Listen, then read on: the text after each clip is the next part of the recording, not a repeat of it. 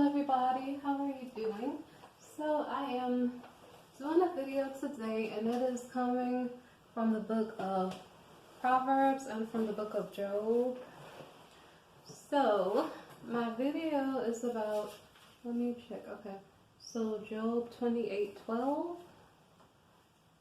Okay, so let me go back to the book of Job here. Okay.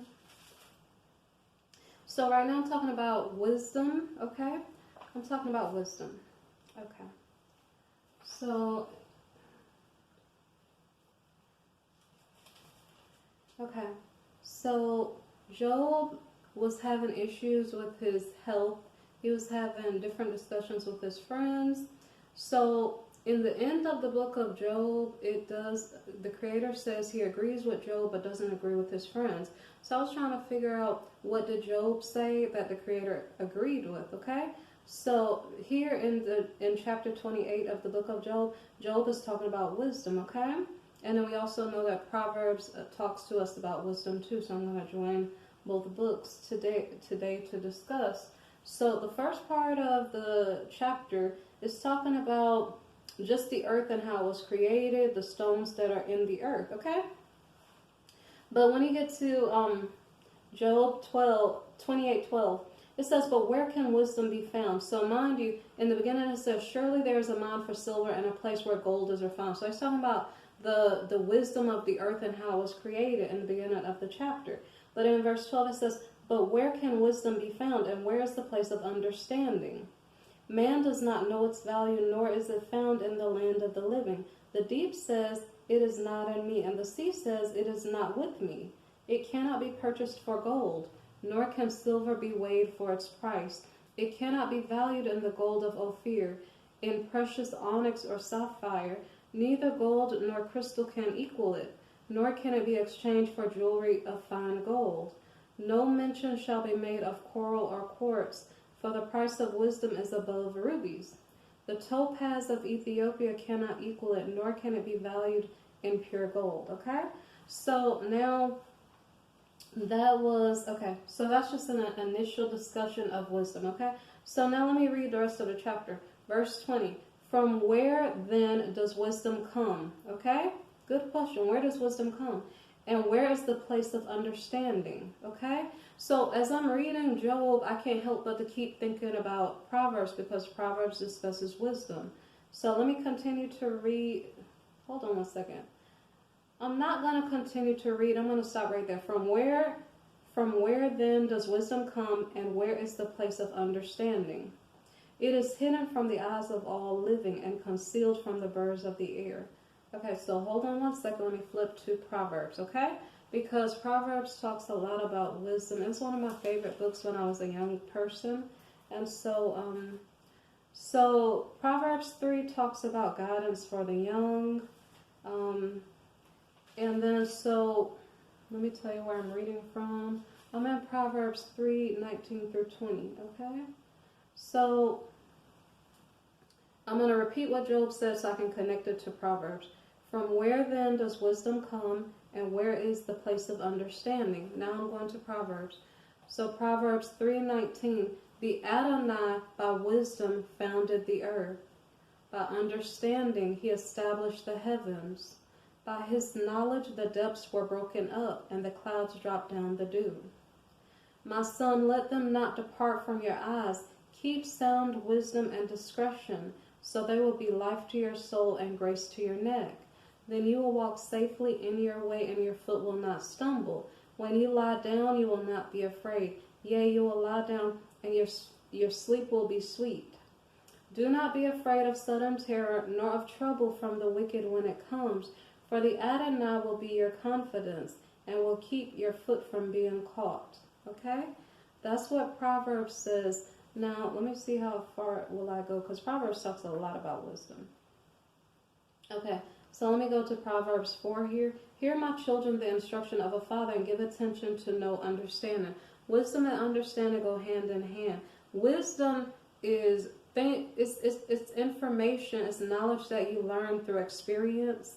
Wisdom is kind of like you went through the school of hard knocks and you gained understanding, okay? So, let me see. So I just said, and give attention to know understanding. So, for I give you good doctrine, do not forsake my law. So his law is the good doctrine. Let me see. Hold on one second. Okay, I'll just keep reading. When I was my father's son, tender and the only one in the sight of my mother, he also taught me and said to me, let your heart retain my words. Keep my commands and live. Mind you, his commands are wisdom, okay? He says, get wisdom, get understanding. Do not forget, nor turn away from the words of my mouth. Do not forsake her, and she will preserve you. Love her, and she will keep you. Wisdom is the principal thing, therefore get wisdom. In all of your getting, get understanding. Exalt her, and she will promote you. She will bring you honor when you embrace her. She will place on your head an ornament of grace. A crown of glory she will deliver to you. Okay, hold on one second. Let me see how far we'll go here. Okay. I'm going to go to verse 13. Take firm hold of instruction. Do not let go. Keep her, for she is your life. So instruction is like getting wisdom, because somebody learned before you. They wrote it down so you wouldn't make the same mistakes. He says, do not enter the path of the wicked, and do not walk in the way of evil. Avoid it. Do not travel on it. Turn away from it and pass on. Okay. I'm not going to get into the rebuking people who work wickedness, okay? But verse 18, but the path of the just is like the shining sun that shines ever brighter until the perfect day. If you walk on the pathway of wickedness, the way of the wicked is like darkness. They do not know what makes them stumble. Okay, hold on. I'm going to stay on the subject of wisdom, okay? I'm going to jump back to Job, okay? So I was telling you, from where then does wisdom come from, okay? That's what Job was asking. Okay. Verse 23. Erevat understands its way, and he knows its place. For he looks to the ends of the earth and sees under the whole heavens, to establish a weight for the wind and mete out the waters by measure. When he made a law for the rain and a path for the thunderbolt. So great is the wisdom of our Creator, because Proverbs says, by wisdom he founded the earth. By understanding he established the heavens, okay? So Job is explaining this out. Then he saw wisdom and declared it. Then he, being the Creator, he prepared it. Indeed, he searched it out. And to man he said, behold, the fear of the Adonai, that is wisdom. Okay? So it says, from where then does wisdom come from? And then the answer down here is in verse 28. Behold, the fear of the Adonai, that is wisdom. Why do we fear him? Why do we fear Adonai? Job was explaining why he was afraid of the Creator. Let me see if I can find what he was saying here. Hold on one second. Okay, so I'm in Job 23, verse 13, okay? So we're talking about wisdom. The Creator founded the earth by wisdom. And now we're explaining why the fear of the Adonai is the beginning of wisdom, or is wisdom, okay? So in verse 13 it says, but he, Adonai, because he was explaining the righteousness of the Creator. He says, but he, Adonai, is unique, and who can make him change? And whatever his soul desires, that he does. So say, for instance, if the Adonai is a unique person, he desires to do something a little bit eccentric. Job is saying, well, who can make him change? He is who he is. His name is I am that I am, okay? And whatever his soul desires, that he does. For he performs what is appointed for him. So Job is talking about the Creator performs what is appointed to him. Let me just keep going to explain what is going on here. Let me see. Verse 15, he says, therefore I am terrified at his presence. So he said he performs what is appointed for him, namely Job. And many such things are with him. So many such things as his uniqueness, his eccentricities, the fact that he has his own prerogative and nobody can change it. So I think that's what Job is afraid of, okay? He said, therefore I am terrified at his presence. When I consider this, I am afraid of him. For Erevat has made his heart weak, and the Almighty terrifies him. Wow. because he was not cut off from the presence of darkness. So this part is a little bit maybe confusing. Um, it says Job is saying he was not cut off from the presence of darkness. He did not hide a deep darkness from his face. So this is a little bit confusing. He's saying that the Creator is so unique, he has his own prerogative, and you just can't mess with him. So he's afraid because I don't know why he's really afraid. He said, I guess there's so many strange things about him. He doesn't want to, I don't know, stir him up and make him upset. But the verse 17 is very interesting. He said, Aravat made his heart weak, and the Almighty Creator terrifies him. And then, so his explanation here is just kind of strange. It might be one of those things I figure out a little bit later, like epiphany hits later on here. But it says, because he was not cut off from the presence of darkness. So this is strange. With Job, Job is but a man, okay? And because Job is a man, he understands the awesomeness of his Creator. But he's also saying because he's a man, he still has access to, he understands the evil way. And so I don't understand why, I don't know. I think Job is saying he's scared because the Creator is so great. But because he's a human, he knows that there may be an evil side to him. Now, when you're reading in Proverbs, it's explaining to us. It says, okay, Proverbs 4:26, ponder the path of your feet and let all your ways be established. Do not turn to the right or to the left. Remove your foot from evil. So that is what Job, I think, is explaining. So Epiphany probably already hit already. Okay, he said because he was not cut off from the presence of darkness. Because you're a human person, because Adam and Eve sinned and ate from the tree that they shouldn't have eaten from, they have the knowledge of good and the knowledge of evil. That's what Job is talking about, because he says he's still aware of the evil way. And so, in all things that you do, consider, am I walking along the righteous path?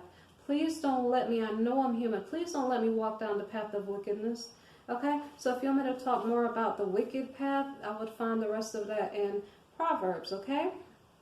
Let me see. Okay, hold on one second.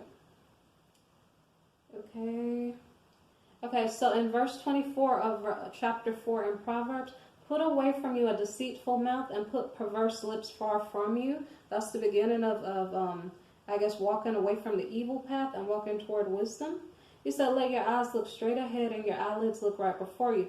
Ponder the path of your feet. So I'm repeating here. He's saying, check your ways. Check your steps. Make sure you're not walking towards. So under that is the peril of adultery. So he's going to explain to you why you shouldn't follow in the ways of adultery and different things like that. So if you want to know wisdom, read the book of Proverbs, okay? Even if you go to Proverbs 1, verse 8, it says, my son, hear the instruction of your father, and do not forsake the law of your mother, for they will be graceful ornaments on your head and chains about your neck. He says, my son, if sinners entice you, do not consent. Here is wisdom. Do not agree with the sinful way. Don't walk down that path. He says, if they say, come with us, let us lie in wait to shed innocent blood, say, I don't think so. He said, if they say, let us lurk secretly for the innocent without cause, say, I don't think so. And if you're a guy, you won't say it that way, but you get my drift. Okay? So, so basically the call of wisdom. So Proverbs 1:20, wisdom calls aloud outside. She raises her voice in the open squares. She cries out in the chief concourses at the openings of the gates in the city. She speaks her words.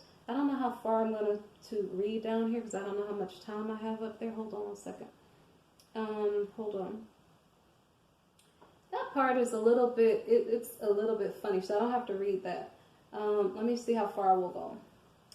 If I go to Proverbs 1:28, then they will call on me, but I will not answer. So I think it's saying if wisdom was calling to you, but you were being foolish, and you were not listening, she might laugh at you if you fall, which is kind of mean. But she's saying, I don't know. She's saying, okay, if you don't listen to wisdom, if you don't listen to good instruction, it says in chapter 1, verse 27, when your terror comes like a storm and your destruction comes like a whirlwind, when distress and anguish come upon you because you didn't listen to wisdom. So if you walk the wrong way, you're going to fall into terror, destruction, distress, and anguish, okay? And then when you call for wisdom, it might be too late, okay? But it says, they will seek me diligently, but they will not find me. So find wisdom first before you walk down the path of sinners, okay? And in verse 29 says, because they hated knowledge and did not choose the fear of the Adonai. Please fear Adonai enough to keep his commandments. Please fear him. If you don't know the way, say, please, Creator, teach me your way. Give me wisdom to make good decisions. Okay, Proverbs 3, verse 5. Trust in the Adonai with all of your heart and lean not on your own understanding. In all of your ways acknowledge him, and he shall direct your paths. Okay? Do not be wise in your own eyes. Fear the Adonai and depart from evil. It will be health to your flesh and strength to your bones. Okay? Let me see if there's anything else. I'm going to go to verse 13. Happy is the man who finds wisdom and the man who gains understanding. For her proceeds are better than the profits of silver, and her gain than fine gold. Okay? So I hope you appreciate wisdom. By wisdom, the earth was founded. By wisdom, you will keep your feet away from evil. Okay? So I hope you appreciate this message. If you do, like, subscribe, share, comment. I really appreciate you guys. Okay? Thank you. Take care. Bye.